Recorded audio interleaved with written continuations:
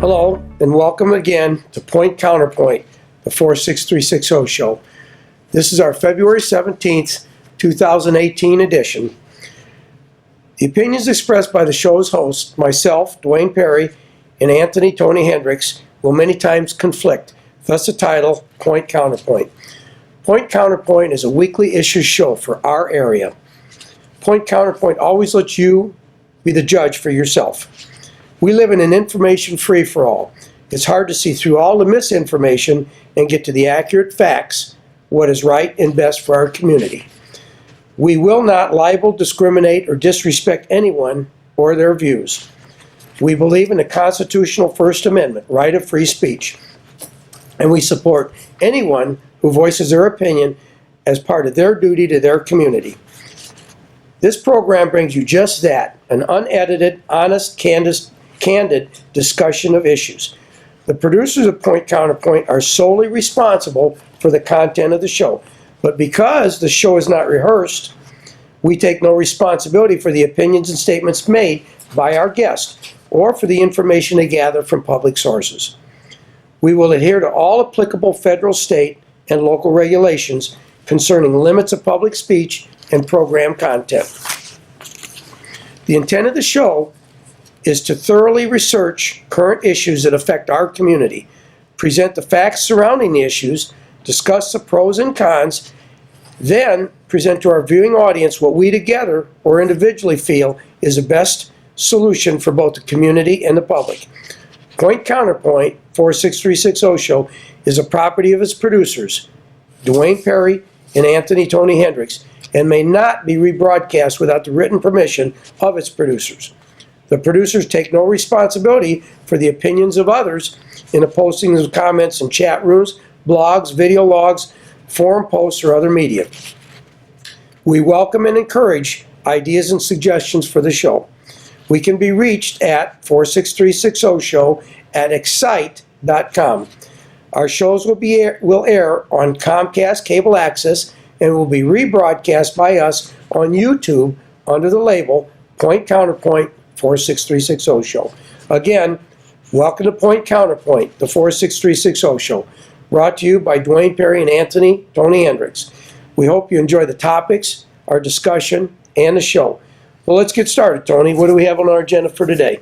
Thanks, Dwayne. We had a whole bunch of topics, and we narrowed it down to 6, and we wiped one out. So we want to talk about President Trump, infrastructure, highway transportation funding, or America's infrastructure plan, the interstate highways becoming toll roads, the rebuild of the Klein Avenue Bridge. We talked about that, and we put it on the agenda because we didn't know what happened with that. The NICD double track, and Michigan City's approach to lead contamination you probably see in your water bills. So let's bump it off. President Trump's infrastructure plan, and I think that was in his budget, I think. Yeah. He was going to focus, correct me if I'm wrong, on $1.5 trillion. And I believe some people, I think Congress wanted $7 trillion. But the crux of his plan, they put out a 6-page letter a few weeks ago, leaked it. But it was the same thing they talk about. The crux of his letter, or his proposal, or his budget was typically projects, we collect taxes, we send it to the state, and the state sends their portion to the federal government, and we all get something back from the federal government. So typically, road plans, we always talk about bang for the buck, right? We get an investment. We want 80-20 match. That means the city puts up 20%, or the county, or the municipality, or whoever it is puts up 20%, and the government, the federal government kicks in 80%. Great deal. Fantastic deal. Well, the Trump proposal flips it. It's a 20% federal 80. He wants local funding to carry 80% of the load. And yeah, the locals will carry 80% of the load. This is so far-reaching that it's almost mind-boggling. Yeah, all the way up the food chain. But Dwayne and I discussed this for the last few days, and a lot of people, and I talk to other people, and they say, oh my gosh, federal government's not giving us any money. They used to give us 80-20, they give us 80%, now they're going to give us 20. They're just taking our money and not giving it back to us. Well, you got to look at it, and there's a budget clock that's pretty cool, right? You go online, see the budget or the debt, the federal debt, the debt clock. It shows how it's running and the debt's increasing and the interest on the debt and all those things. So what the federal government was doing is matching projects using debt. So maybe that's what they're trying to do. 80-20. So we wanted to bring it up because a lot of things. And it'll segue into our second topic there. Oh, absolutely. We want to bring it up. Let's translate this to a local project. Michigan Boulevard Phase 2. That project cost the city of Michigan City $800,000. The match was 80% of that, which was $400,000. So that would have been reversed. We would have probably not been able to do that project, although I felt it was overdone. I think Michigan City roads need more tender loving care than they do tearing out and starting all over. But that would have completely changed that project. This is not just roads, this is infrastructure, bridges. I was working in Minnesota at the time that the Interstate 35 bridge collapsed over the Mississippi. That was a terrible thing. Shortly after that, within a couple weeks, the numbers that were on the internet and newspapers were astronomical. 55% of the bridges, 60%, whatever it was, in the United States are in need of major repairs. Well, if that role were reversed to the states and the municipalities, instead of paying 20% of that repair cost, paying 80%, very little of that work probably could have been done. This is so far-reaching, and you got to think about this. This is completely changing the game. It's just turning it upside down. Yeah, worse than upside down. It's from 80-20 to 20-80. But yeah, we wanted to bring this up because we want to talk about other projects, and the big one that came up in our mind was the double track. So the double track, and I'm here. Let me pull some stuff down here before we get going. We're gonna skip around here, I guess. The double track, per the last article I read, is $312 million. This article from South Bend Tribune said $290 million. So somewhere around $300 million. And 80-20, what's that? 80-20 of $300 million is $60 million would come from locals and $240 million from the federal government. So well, now, you could really basically you're saying that whatever the local contribution was 20%. So to convert that to 80%, it's just 4 times that. so we have to come up with an extra $180 million Yeah. through. Well, I'm not going to get into the fact that seems to be a moving target. We never hear what the value of the double track is always changing. It originally started as a 50-50, and our 50% was $453 million, because the bottom line of the project was 900. Well, yeah. Wait, let me get to that. So the double track, million. they say, is $300 million. The Westlake expansion was $600 million. So it's like $1 billion. It's gone up from 900 million to $1 billion. We're talking like almost $1 billion. But if we just talk double track, because Yeah, I mean that's all. what concerns us. I shouldn't say that, should I? If we can't say that's all that concerns us, because okay, we're going down this road, and we apologize for numbers here, but say we have to now come up with what's 80% of $1 billion, it's $800 million. The locals, and that means everyone here in Northwest Indiana, St. Joe County has come up with $800 million. We don't have that kind of money, so we're going to have to borrow it or bond it, borrow it. Yeah, And more loans. Yeah, more The loans. $69 million that I said several weeks ago, Michigan City is currently indebted. $69 million will go up. So that's why I say we are. I can't say it's just $300 million. It's the whole billion, because if we have what do they call this, a transit development district, so they'll be able to bond against some sort of district for the potentially $800 million. And Yeah, but hopefully that split isn't equal along the lakefront, because Michigan City's only 29,000, and well, minus if you take the prison population, 31,000 with the prison in there, and Hammond's 80,000. So hopefully Hammond will pay a higher percentage of that than Michigan City does. Hopefully. Yeah, that's a good question.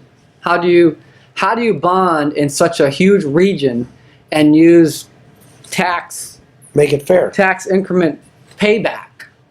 I guess it's pretty simple. All they do is they aggregate the whole area that's bonded against, and when it gets down to the State Board of Accounts says, okay, everyone's got to pay whatever, 0.1%, we're keeping it and paying your bond off, and you get whatever's left. Mm-hmm. So they will take that off. They will. Private investors are going to buy these bonds or loans. It's not. These are loans. Yeah, they're loans. They're the first thing paid back. Bonds is the attractive name. Yeah, they're loans. Loans. And so, if we look at any past bonds that we've done that lately, and these are going up, interest rates going up. The last bonds we've done, typically it's a triple payback, right? 20 years, it's triple the money. So we're talking about $2.4 billion for $800 million worth of work. And the government will match 20%. Federal government. So we wanted to bring that because this 80-20, and just before the show started, Dwayne and I realized this goes way up the food chain. This When you goes said to everything. 800 million, were you talking? That's the 80% of $1 billion. Oh, okay. And See, that's the the 800 Westlake million. corridor and the $312 million for the double track. If we're Okay. going to bond all that, I guarantee you, I would say 85% sure that they're going to have one regional bond to pay for the South Shore improvements. Yep. Northwest Indiana region wide. Yep. It won't be St. Joe and individual every other to- county is going to be or county. amalgamated, and it's going to be one bond against all of us. As an investor, that's what I would want. Well, the reason I asked about that 800,000 is because 800 million. That 800 million is Yeah. because that number's come out before. What's a zero That was- between friends? Yeah, what's a million here and there? But that number, that 800 million, is what was behind the 10 cent a gallon gas tax, $5 a tire, and the $15 per vehicle registration. That was We didn't do the tire. projected cost of Indiana's road maintenance program. Of Indiana's share to get federal funding for complete Right. road maintenance. That's why we're saying this goes all the way up the food chain. So if we had a gas tax and we calculated, hey, we need whatever, we needed $1 billion worth of work, the federal government, or no, we need, I can't think of the math real quick, but if we come up with 20% of the total work we need, the federal government will match the other 80. So they said 800 million is our 20%. Yeah. If that it flips. 20% turns out to be 80%, that's 4 times 800 So we'll million, get- or 3.2 billion. We'll get 4 times less work done with the 800 million. Yeah. Oh yeah. Either scale down the project Or raise to the stay taxes, in your or cost raise the window, fee. or raise a Raise fee. the fee. So that's why we want to bring this, because this infrastructure plan is pretty important. On the other side, like I was saying, the other side of the equation, federal money is not, it is make-believe printed money, but there's a debt. There's a deficit that they're printing that money against. So we're paying for it one way or another. The federal government says, here's 80%, but we give you 80% of what we just printed. They don't have the money. They're borrowing the money. So the federal government's now saying, we're not going to borrow it. You borrow it off the backs of your locals if you Yeah. want it. Because the bonds are payable by the local entities. It clearly says that in Yeah. the legislation. If there was a House bankruptcy, Bill, House Bill 1002. I mentioned this just the other day in a conversation because that bill also has, that was the basic road bill, but that bill also has language in it to make all of our interstates toll roads. But it's deep within the bill. to study it, Yeah, it was studied. But they're already in the final stage of studying it. It's on the governor's desk right now. Yeah, That's the latest news article on it. and the way money works in the private world or the public world, the first person that gets paid is the bond holder, the loan guy. If it comes down to it, and there's a downturn in this economy, and say LaPorte County or Michigan City or City of LaPorte has less funds, those bondholders get paid first. We get what's left. So if this doesn't work out and we don't get expansion, everything suffers. Services, schools, they get paid after the bondholder. Yeah. If it all goes bankrupt, the bondholder gets paid first and will always get paid. So this is pretty serious because on both sides of this equation, if it's 80-20 and we're only going to get 20% nowadays, and if the government's going to try to reduce its debt, which would be wise if we did, here we go. Are these projects viable? Now, I guess I want to spin off a little bit because some projects will be canceled, Tony. Like our they'll third have to item, be. the rebuild of the Klein Avenue Bridge. That's where I was going. I was managing a project at BP in Whiting, the refinery, when the bridge was decommissioned and torn down. And the outcry was, we need to rebuild it right away. But the governor and the legislature said, no, wait a minute, we're going to take a look at need. Well, apparently they've decided that a need is there. How strong the need is, I don't know. To me, it'll be a function of money. If this financing scenario changes, completely flip-flops, the rebuild of Klein Avenue Bridge will never occur. Well, I'll let you look at this while we stall that topic for a little bit. Because Dwayne asked me, he came here a couple of days ago, he's like, I said something about Klein Avenue, like Klein Avenue. He goes, well, that's dead, it's gone. And we looked up the internet, it's not dead, so read that. But I wanted to go to the 80-20 and public-private partnerships, P3s they call them. I-69, Indy Star did a really good expose on I-69 from Bloomington to Martinsville is a public-private partnership, a P3. It's being built or finishing built or whatever. So they said, okay, we don't have the money. Our toll road funds have been spent. But we don't have the money to do the 80-20. We'd like it, so let's make it a public-private partnership. So private people will put their money into it, kind of like a bond, and they will get paid back. They will get paid back first. And the government's going to leave hands off, and they're going to build I-69. So we give you the corridor, you build it, and you get your money back, we pay you back, you're the bond holder.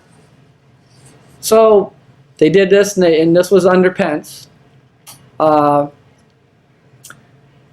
They did a European company, Isolux Corson.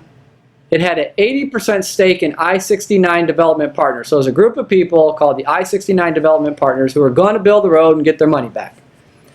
The European company had a little experience, according to Indy Star, in the U.S., and no experience building roads and bridges in the U.S., but they got the project. They're 80% owner. They bid $325 million. They were $73 million less than the closest competing bid. This is I-69 Public-Private Partnership, P3. And they were $22 million less than the state's cost estimate. Everyone else was right in the money. They knew exactly what it was going to cost. So they got it.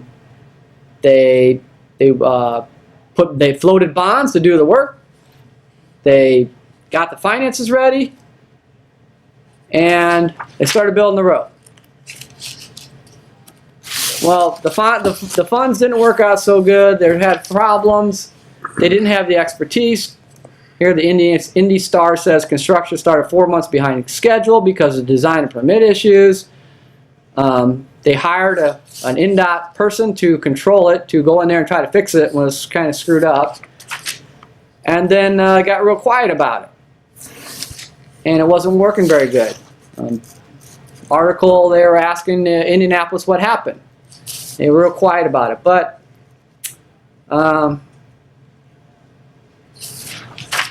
it didn't work out very well. They had a bunch of engineers they switched out.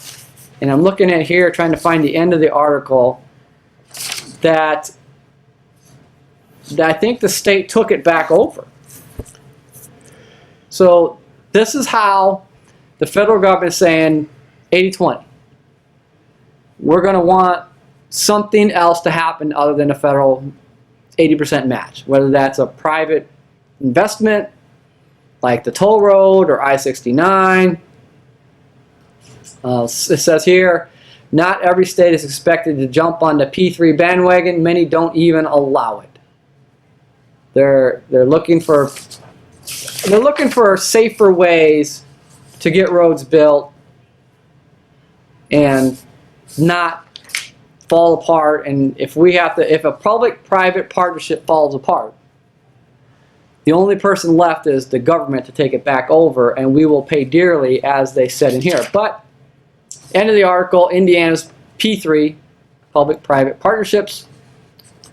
The state's private partner for the Indiana Toll Road went bankrupt because of flawed revenue projections, and under a new owner, tolls have recently doubled after state subsidy expired.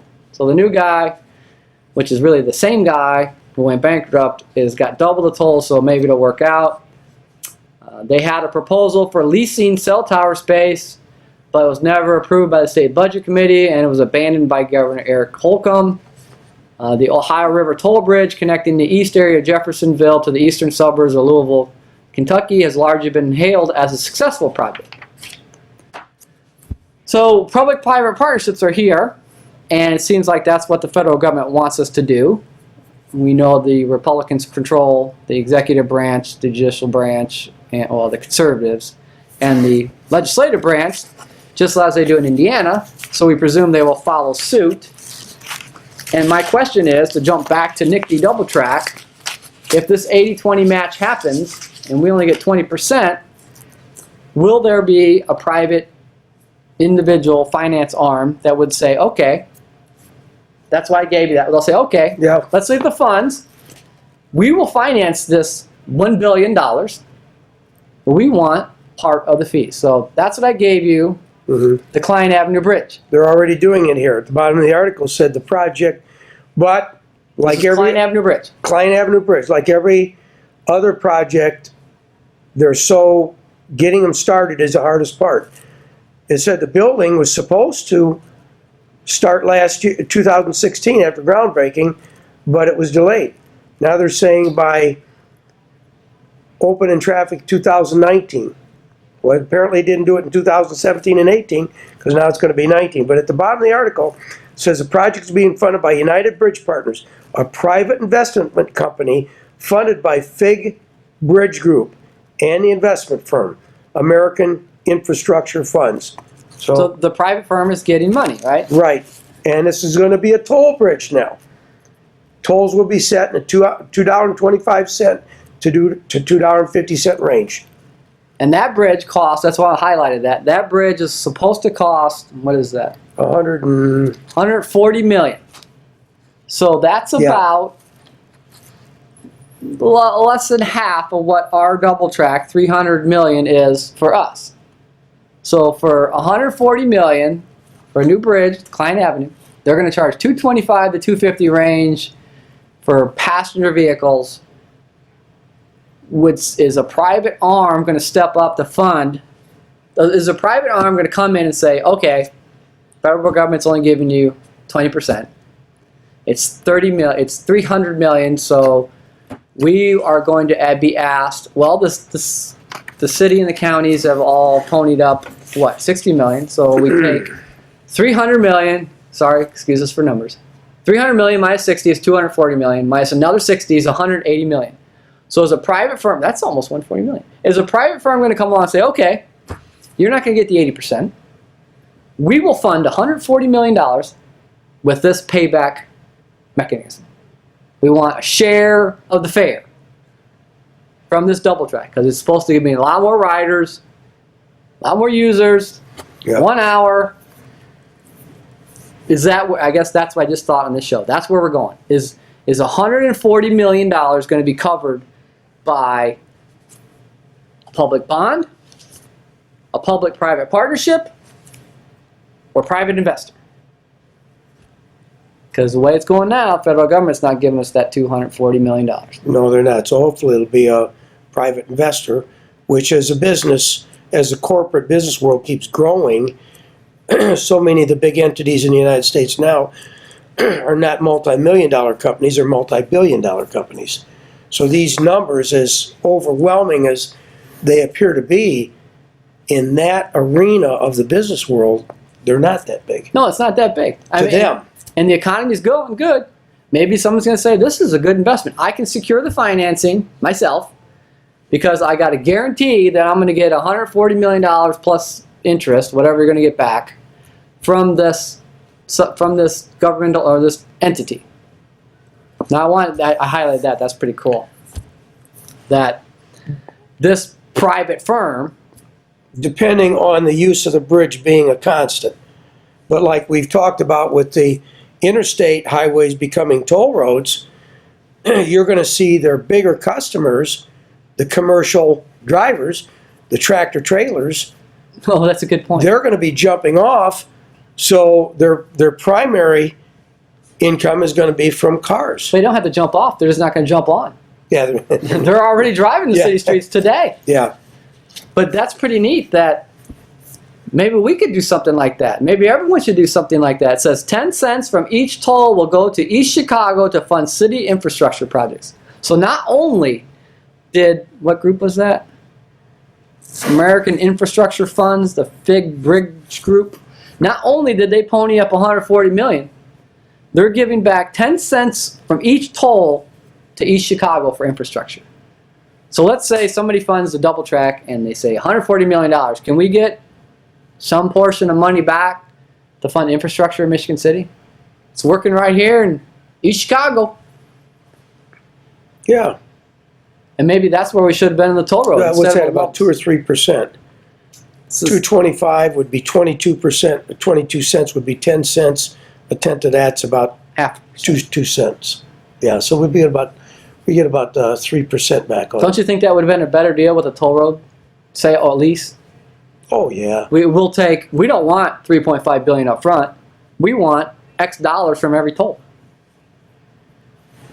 I guess it wouldn't have been a better deal because the numbers, just like you said, the numbers didn't come near the traffic counts, didn't come near as they said they would, and they went bankrupt. Yeah.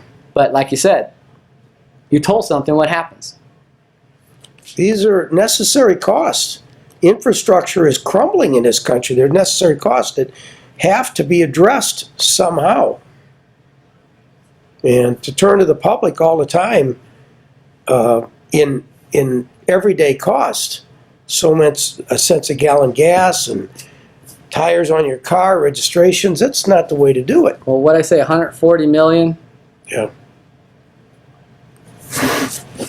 Well, if you toll something, we all know what happens when you toll something. They get off. Yeah. They don't take the road anymore. Is the guy who works at the mills and take Klein Avenue going to spend $5 a day to take Klein? Nope. And that's $25 a week. He'll That's come up, $100 a month. if he's coming up from Lake County, he'll come up 41. If he's coming from the east, Michigan City, Gary, Valparaiso, he'll come 12 or 20. They won't get on these tolled roads. That's They won't do it. $100 a month. Yeah. A worker driving their vehicle, or is it worth for them to leave a house a little early and come home a little later to save $100 a month? $100 a month, not chump change. I'd save it. $5 a day. That's what? 2 Jack's pizzas on sale. Get loaded this guy. Well, I was going to the 140 million. If a private person came in, or we bonded 140 million in Northwest Indiana for the double track, we'd probably pay back 460 million, almost $500 million. They're gonna want some interest. They're not just gonna give us 140 million because they're friendly. They're not humanitarians.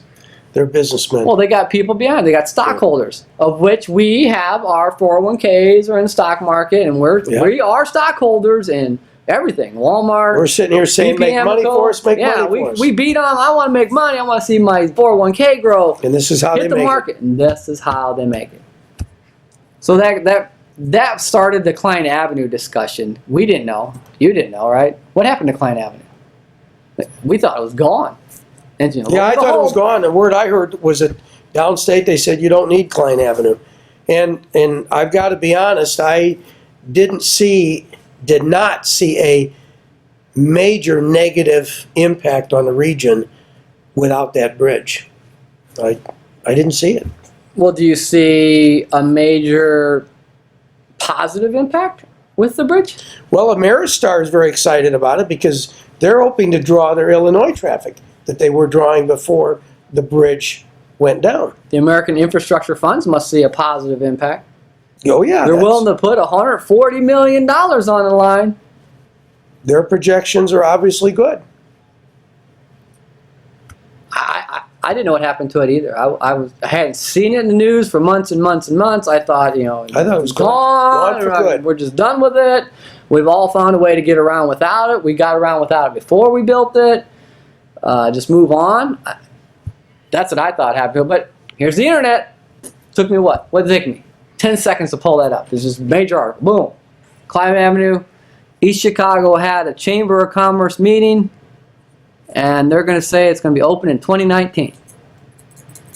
We'll see. Yep, moving forward. That puts us to, and we were going to talk about this, weren't we? I'll let you do it. I'll let you go. Yeah, well, Michigan City's approach to lead. You got a thing on your bill. I want to diverge for a minute, if I may. I'll try to. I'm watching the clock so we don't run out of time. But I had an interesting thing happen to me last night that concerns me. My day was over. I headed up Franklin Street to one of my watering holes to grab a cold beer, and I was stopped by the South Shore. And as I waited, the passengers departed, the train took off, and there was a young guy that got off the train that didn't look like a businessman. He was not very well dressed, had a backpack, and he started walking north on Franklin Street. Now I'm thinking, what's going on here? Where's he going?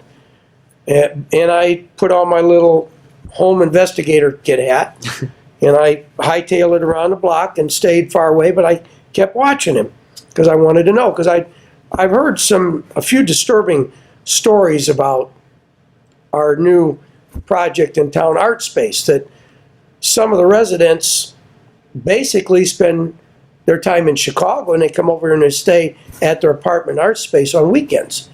I haven't had a chance to investigate that yet. I'm going to ask some more questions and see what I can find.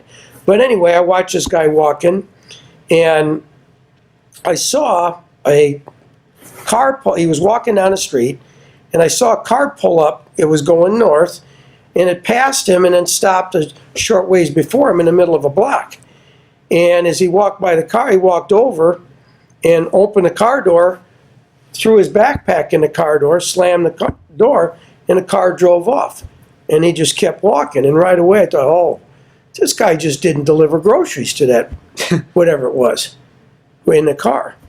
And then I started thinking, he came in from Chicago on the South Shore, which I've ridden many times, catch it at Randolph Street, get off at Dune Park or Carroll Ave, and there's no security there, there's no screening.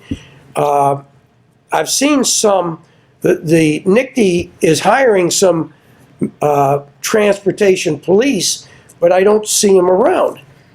And then I started thinking that might have been a drug deal that went down. The drugs came in from outside Michigan City. And then I started thinking with this latest shooting in Florida, where does the train run? It stops in Michigan City. We have some activity in Michigan City, but moreover, it goes right into the heart of Michiana Airport. And an international airport. It has flights coming in from overseas, a couple, but basically national flights. Notre Dame Athletics. Perfect site for a bad thing to happen. And I wonder what goes on elsewhere. So I called a friend of mine that lives in a suburb of Chicago. He's constantly commuting from the city to the suburbs via Metra. And he said, yeah, Metra does have checkpoints. They are watching what people carry on the trains. some stops actually have metal detectors. And I thought, you know, this needs to change. We need to step it up in this area if we want this area to be recognized nationally as a good area that's safe to travel in and out of, that's a quality area. I had to throw that out because I found it very disturbing. I'm not going to put my Sam Spade hat back in the drawer just yet. I'm going to keep my eye open and see what else I see, and I'll report back to you and our viewing audience what I find. But I hope our local law enforcement, I hope our local government is watching this, and they take to heart what I said I myself have witnessed. That was a random event. A random event. Yeah, I remember there's been articles in the paper about there are concerns about what they call that. I can't remember what the paper called it. It's a pipeline. A pipeline. They're using the South Shore as a pipeline. Maybe we need to put one of those police cameras like we got down here at the park on the boulevard right there at the station. And if we see the same people getting on off or getting off of the backpack and get back on without one, the next train, maybe we ought to be concerned. What are they doing? Because they're still on the train. You say, hey, I want you to find out who this person is who got on. They get on every day at Tuesday or whatever, and they come here and they leave and they get back home without a backpack. It doesn't take much investigative work and cameras are cheap now. Even the police are wearing cameras. I'm not any more interested in a police state than anyone else is, but these criminals are getting smarter all of the time. Oh yeah, it doesn't take. It wouldn't take much. I mean, we don't need to have a police car parked there all the time. That'd be a waste of. They're looking for holes in the dike, and that's one. That train runs every day, several times, from the heart of Chicago, right to the heart of Michiana. Yeah, it goes all the way to South Bend. And that was the point of the double track, to make it go faster, right? Quicker trips. Absolutely. And let me take the devil's advocate here. This doesn't have to be from somewhere coming out in here. This could be from here going out. Yes. Oh yeah. The starting point of a criminal act or a terrorist activity can be anywhere. Yeah, we've seen things go on. I had this thought right after 9/11. I told in conversations, I said, our country is so vulnerable to terrorism that it's mind-boggling. I think I use that term. Well, we're a good, trusting, we've always been open. Nation. We've always been open. I mean, in the service, I rode the bus several times when I had liberty on a weekend, when I had the weekend off, to downtown New York, right into Port Authority, downtown New York, and I've Central Station, and we've seen the Steven Seagal movies where terrorists commandeer a train. I said we can't cover every possible avenue that something bad can happen. Somebody climbs on a Greyhound bus, goes right down into Port Authority, Center New York, detonates a bomb. We have to start thinking more defensively, worst case scenario. Plan for the worst case scenario, and if you're protected against that, events of lesser dimension, you're going to be able to take care of them. We got to step it up as a nation, as a state, as a city, as a town. We've got to step it up. Yeah, when that shooting happened and my kids came home and talked about that, and we talked about the office, what do you do to protect yourself or your kids in that sort of action? They had police at that high school or whatever, and we have police at our high school, but the response time, it's not, you can't protect every area of the building. The response time is going to be limited. So at our office, we started talking, because I remember when George W. Bush was doing some event, and they were talking about he wore a jacket. And they're like, well, it looks like a regular jacket, but it's actually a bulletproof jacket. And you can't even tell the difference between a regular jacket and the bulletproof jacket. And that was, George Bush was president a long time ago. So we looked it up on the internet. On the internet, how much it costs for a bulletproof jacket? Well, you can buy kids' jackets, zip down, windbreaker, hood, bulletproof. $700. Now, I don't know if they're letting my kid wear the jacket all day at school, but you know, somebody comes in there, that's the last line of defense for those kids. You know, they got bulletproof backpacks, they got bulletproof shields you can carry, they got a bulletproof undershirt, they have a bulletproof denim jacket. These are like $700 that they stop a 45 Magnum, they stop a 9mm, they stop hollow points. Is that where we're going? I don't even. It's not that much money. I don't even want to continue that conversation because it's getting very depressing what life is turning into. I think that's where we're going. I had many thoughts after the Sandy Hook shooting because if I in 1979 I moved to Denver. I had a project in Denver, and I really wanted to stay in Denver. My wife and I put on a bid on a house in Littleton, Colorado. Yeah. Real nice community. South suburb of Denver. If we had bought that house, my kids would have gone to Columbine. The time of that shooting. You were protected from that and staying there. Yeah. Yep. And since then, it has just gotten bigger, more penetrating. You know, we talk about gun control, and I don't believe that the answer is to take everyone's weapon away. I don't believe that. An incident happened the other morning. I watched the 5 o'clock news. I'm up at 5 a.m. every morning, and I watched the news, and there was a robbery in Chicago that took place that had a witness, and the victim got shot, and the witness was interviewed by the news, and that man said, I wanted to take action, and I moved toward it, but I couldn't get there in time. It happened so fast. Now, if that person that had been victimized was carrying a gun, if he could have defended himself, prevented the robbery, and possibly we would have gotten rid of a criminal. This world that we're living in is taking a very, very bad turn.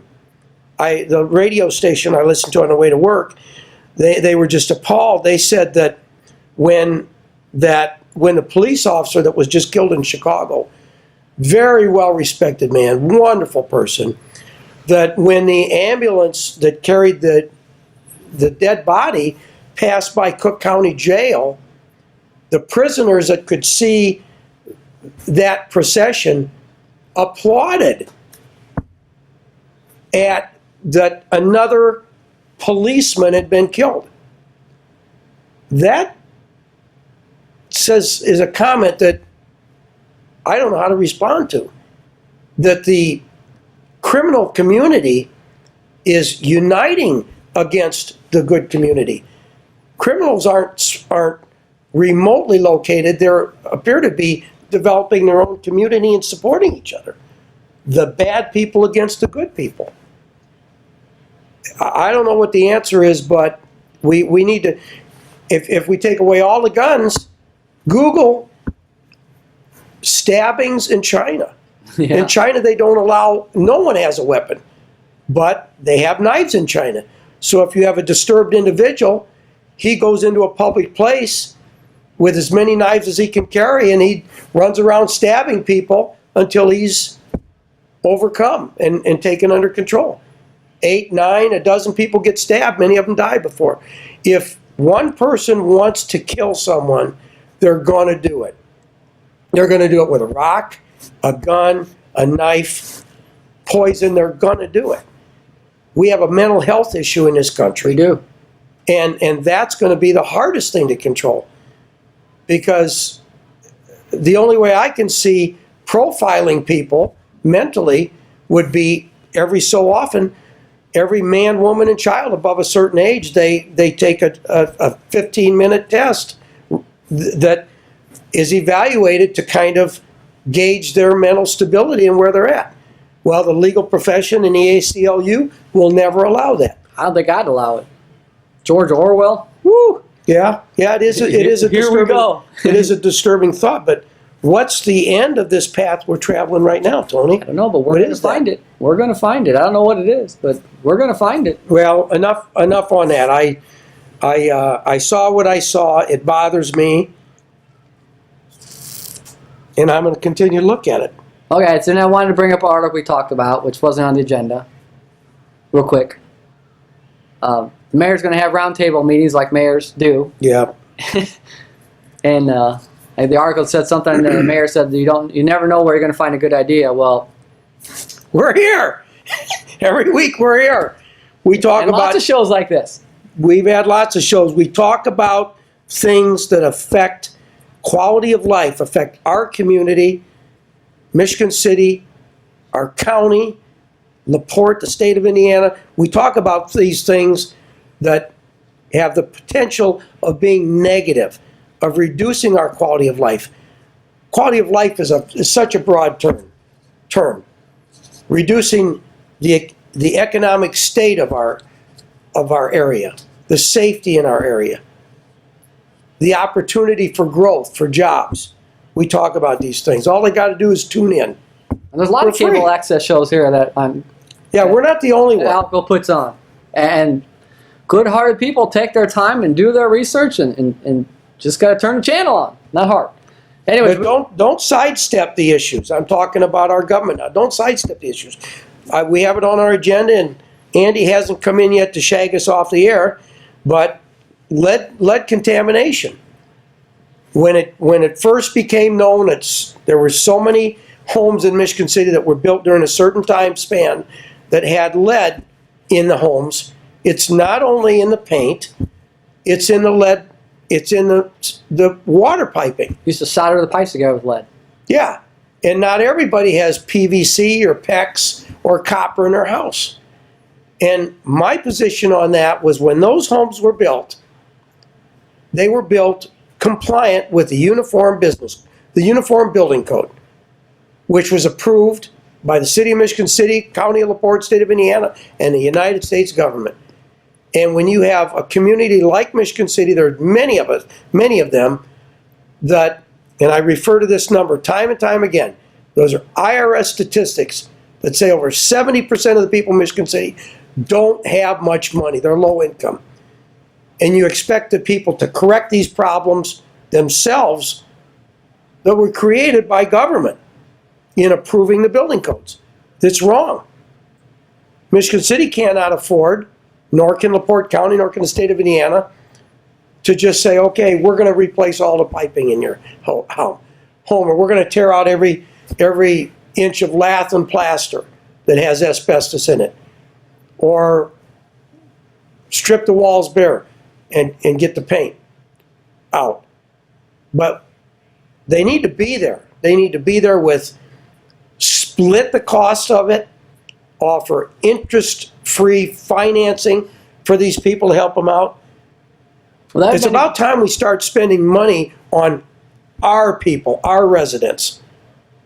That would probably be a good use of riverboat funds.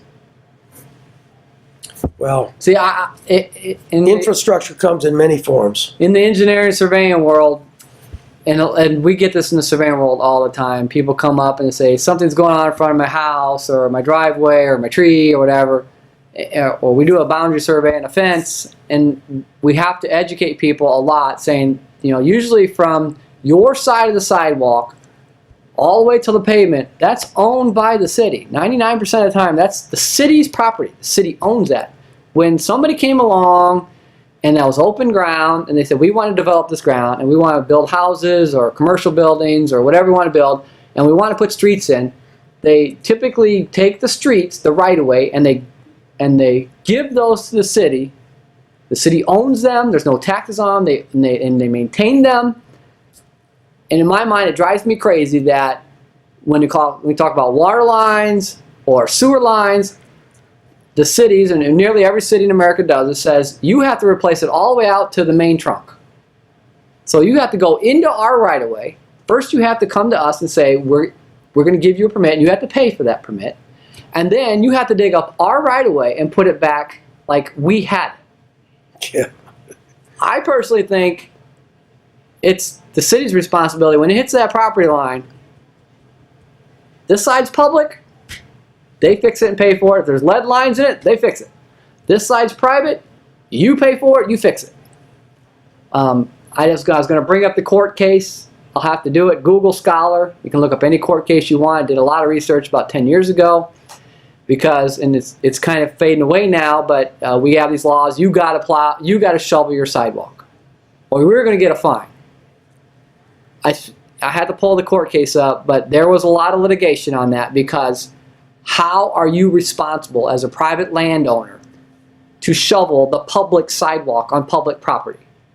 That's like saying, Dwayne, it's a pothole in front of your house. You better get that fixed or I'm going to fine you. The city, the council, and the plan commission, and the mayor all agreed when that road became a road, we take the main road, we take everything in it, we maintain it, and we handle it. That's what we're deciding to do because you're going to build a house on your property and we're going to get tax revenue.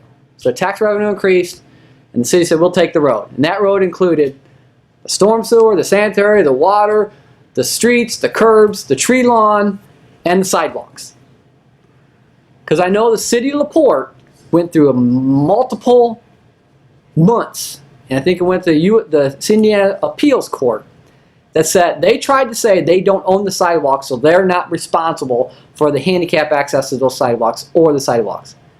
The court struck that down. They said there's no way. You own the sidewalks. They're your sidewalks. You fix them. I don't know how you're going to find the money, but you fix them. Now, we talked about this a little bit. Yes, we have. Yeah, we have. You know, what do? I personally, I'm going to take care of my sidewalk, and I'm going to mow the tree lawn because I don't want the city having a bunch of crews running around, and that's just going to be increase my taxes to take care of my sidewalk. So just out of the, to be smart about it, I'm going to mow the lawn, take care of the tree lawn, take care of the sidewalks because the city can't afford to do all that. Just more taxes. Without more taxes. Without more taxes. Instead of spending your money wisely. Good government. That's a question of where you're at. I mean, how much money you're going to do. And then, on that note, you got that on your bill, the lead contamination. Guess they're still working on it. Well, the city's giving advice. Giving advice doesn't cost anything. But At least they send it with your bill. Yeah. It didn't cost any extra, except for some paper. I'm glad they're not going to let it go. We probably only got a few minutes left. We always want to come after and discuss. Again, I drove in on the boulevard. Where are the crossings? We need to fix the school crossings and the park crossings. Again, and again. This is not rocket science. We're waiting for another commission report on what we're going to do and how much it's going to cost. And we can't blame it on the weather. I mean, we did have a lot of snow this last week and a half. But the next couple days are going to be thaw days. The snow will be gone, and you will see work recommence on things like the 50-unit apartment complex on the old Memorial Hospital site that I have a lot of heartburn over. So the work can be done. Well, you could do the planning. We could have Start figured doing out the how many planning, crossings we got to do, how much it cost, find the budget money to buy the thermoplastic striping, and the heater to lay it down and get our crews ready. Let's show some interest. Show that it does have a priority. The youth of Michigan City has a priority. Have a crew ready to go. Let's just do them. We could have, bought the signs, ready to go. At least we could have done an inventory on what we want. Yeah. I mean, we could have probably done it in-house, but we only got a few minutes left. Again, we want to thank, and Dwayne's with me here, everyone, all the city and county and state plow people and what they did. I know they're probably tired. I am happy to see them out now patching holes. I feel they've risen to the task this winter. I see them. They work all night. They work all weekend, and they get back to work. I'm thinking, oh, I'm sure they'll get back to work going, it's not over. Now it's time to patch the holes because the weather took a toll on the streets. I can't thank them enough. The work they did, they kept the streets running. You guys did a good job. And keep it up. I'm glad you're still hanging in there, and now you're going to start patching holes. Indiana Department of Transportation, I think, has been fantastic. I've seen them on the highways, and they are beat up. Highways are really beat up. They really took a beating this year, and they're out there patching, setting up safety crews and patching. That warms my heart. Indiana transportation workers. You won't find better ones anywhere. Well, we got a really good running district here. So we wanted, one of the topics, I said we had a lot of topics, so I only got a couple minutes here, was we wanted to talk about education funding in Indiana, because there was a bill passed. There's a funding gap because more students are going to public schools. There's a funding gap of $75 million, and thank goodness the representatives and senators and the governor are going to close that and pay that gap. But we're going to bring that for another topic. That I want to talk about education funding, because I think everything stems from education. Without it, you're just fooling yourself. But we wanted to dovetail that on, if Indiana's sitting into a $2 billion reserve, how much of that do we need? $2 billion. And we gave... If that were my decision, it wouldn't be 75 million. It would be $500 million. In my mind, what's that? In my mind, Dwayne, 7 times 7 is 49. 700% of what they're 700% of what they're contributing now. That was just to close the funding gap of what the misrepresentation, which is good. Well, then Parents are sending their kids to public schools. they spend 75 million to cover the gap, and 425 million then is for improvement. And yeah, in my mind, that's where Dwayne and I disagree here. I would spend it 1.5 billion, but I would have spent it only on teachers, because one of the things I read was the average salary and benefits in Indiana for teachers is $50,000. I don't dispute what you said. It needs to be spent on teachers, not administration. Yeah. No, I'm talking about the amount. How much would you hold in the bank, and how much would... We're administration heavy. So Andy's giving us the 1 minute. That's what we want to bring forward. We'll do some more research. We'll talk about that some more. Teachers only get paid $34,000 for those benefits. I think that's atrocious. There's no better money spent than on our teachers and our education system, for our property values, for our workers, and everything that we're going to do in the future. That was one of the topics we wanted to bring together. We don't have time for it. We want to talk about Ohio Street. That's going to get going, so get ready for that. Anything else you want? You only have a few seconds. Yeah, if we miss something on one of our topics that you know something about, or you have an opinion, 46360-SHOW at excite.com. That's our email address. Give us your thoughts. We're watching the numbers. People are watching. You're watching our show. We're very happy. But sit down at your keyboard and give us your thoughts. Yep. We really want to know what you think of the show. If you think we're covering these issues fairly, if we're covering them in the depth that they need to be covered, we need to know. Please. Thank you very much for your time. Yeah. See you next week. Thanks. See you next week.